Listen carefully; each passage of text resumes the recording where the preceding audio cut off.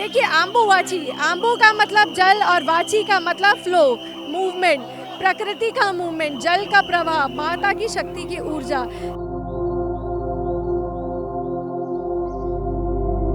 जैसे ये माँ का रेस्टिंग पीरियड है, तो यहाँ तो मुझे तो ऐसा अनुभव होता है ये मेरा भी रेस्टिंग पीरियड है। আজি মোৰ সৈতে আছে কামাখ্যাত এগৰাকী জ্যোতিষী আৰু দিল্লীৰ পৰা তেওঁ আহিছে আৰু তেওঁক প্ৰথমে আমি চিনাকি কৰিব বিচাৰিছোঁ। आपको आसाम में कैसा लग रहा है? असम में बहुत अद्भुत लग रहा है, बहुत अच्छा लग रहा है। शक्ति पर्व में मैं हिस्सेदारी ले पा रही हूँ, तो बहुत सुंदर लग रहा है। आपका बारे में थोड़ा सा बताइए आपका।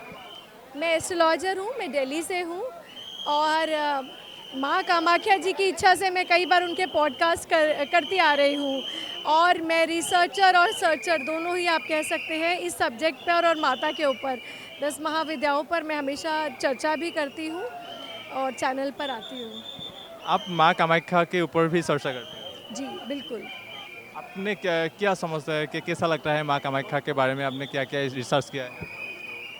देखिए माँ कामाख्या के बारे में अगर हम पहली बात तो हम जितना बोले वो कम है। उसका कारण ये है कि ये सब अनुभव है यहाँ पर योनि पीठ है शिलाखंड में, तो यहाँ पर कोई माता नहीं है। अक्सर हम क्या कहते हैं, हम यात्रा पे जा रहे हैं, हम दर्शन पे जा रहे हैं, तो यहाँ पर दर्शन जैसा तो कुछ है ही नहीं, क्योंकि माता योनि रूप में है यहाँ पर विराजमान। तो हम देखते नहीं हैं, हम महसूस करते हैं। तो यहाँ पर कुछ भी है ऐसा नहीं है जो सब कुछ बाहरी है, सब कुछ आंतरिक है, आप महसूस करते हैं। और 51 शक्तिपीठों में ये इकलौता शक्तिपीठ है जहाँ लोग तब आते हैं जब माँ के कपाट बंद हो जाते हैं। अम्बुबासी मेला के बारे में आपको क्या कहना है?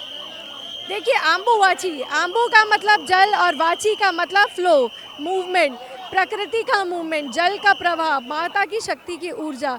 तो ये संकेत होता है, ये माँ 3 दिन यहाँ रजस्वला होती है और हम मेंस्ट्रुएटिंग गॉडेस को, कामाख्या देवी को यहाँ सेलिब्रेट करते हैं। जिस चीज़ के लिए लोग असहज महसूस करते हैं, जिसके बारे में बात करने के लिए यहाँ उसी शक्ति की पूजा है, वही पूजनीय है।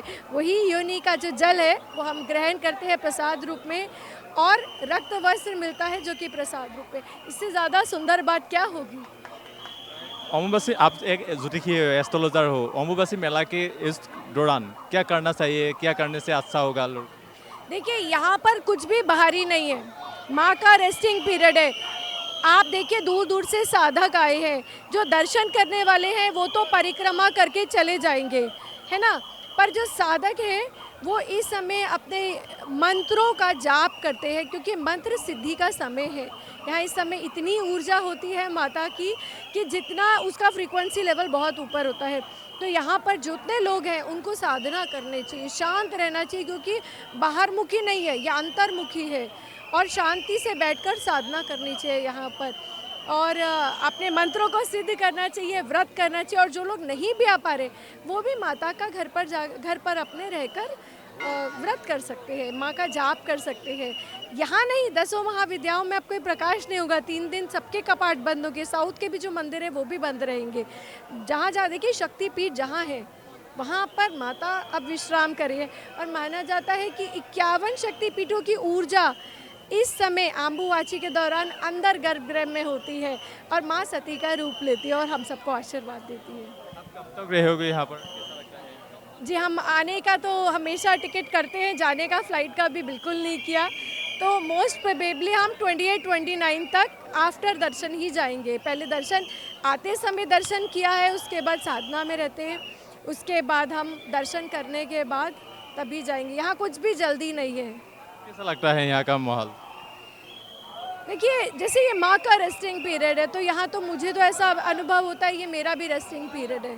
तो हम जब अपने दिल्ली पहुँचते हैं तो हम काम में लग जाते हैं, पर जब भी यहाँ पर हर महीने यहाँ पर आते हैं, जब भी यहाँ पर आते हैं तो ऐसा लगता है जैसे हम स्वयं विश्राम कर रहे हैं माँ की गोद में।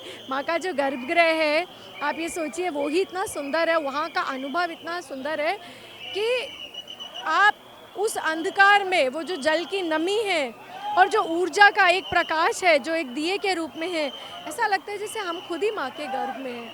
तो शिशु की तरह महसूस होता है, बहुत सुंदर लगता है, बहुत, क्योंकि सब कुछ अंदर है, सब कुछ अनुभव ही है यहाँ पर। Thank you.